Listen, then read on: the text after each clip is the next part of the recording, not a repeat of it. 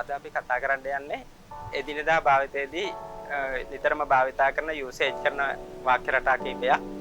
අපි භාවිතා කරනවා can කියන එක. දැන් කෙනෙක්ගෙන් අහන්න පුළුවන් අපිට යාළුවෙක්ගෙන් හිතවතෙක්ගෙන් අහන්න පුළුවන් can I help you?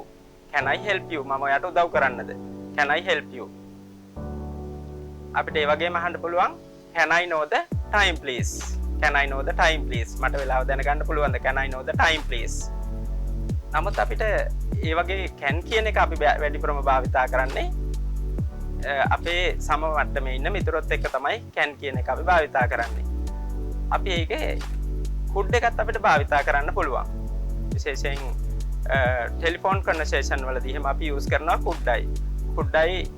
could I speak to Mrs. Ramani? Could I speak to Mrs. Ramani? Could I speak to Mr. Soisa?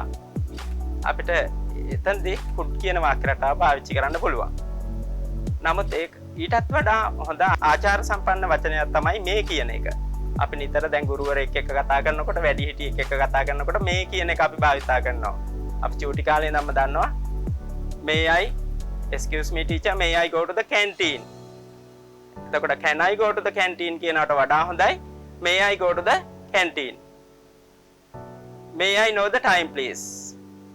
We can ask the question from a stranger. Taking අහන්න පුළුවන් එකපාරට can දාලා අහන්න හොඳ නැහැ. May I know the time please? Excuse me, may I know the time please?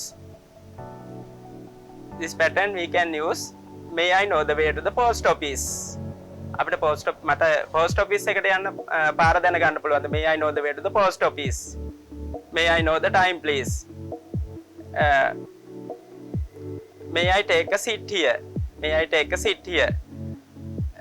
May I know the way to the People's Bank? May I know the way to the Central Bank?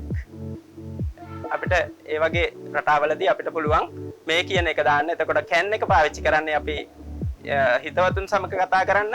Can I know the time please? එකට වඩා අපි භාවිතා කරන්නේ may I know the time please? May I go to the canteen? May I know the way to the post office යනාදී වශයෙන් අපිට use කරන්න පුළුවන්.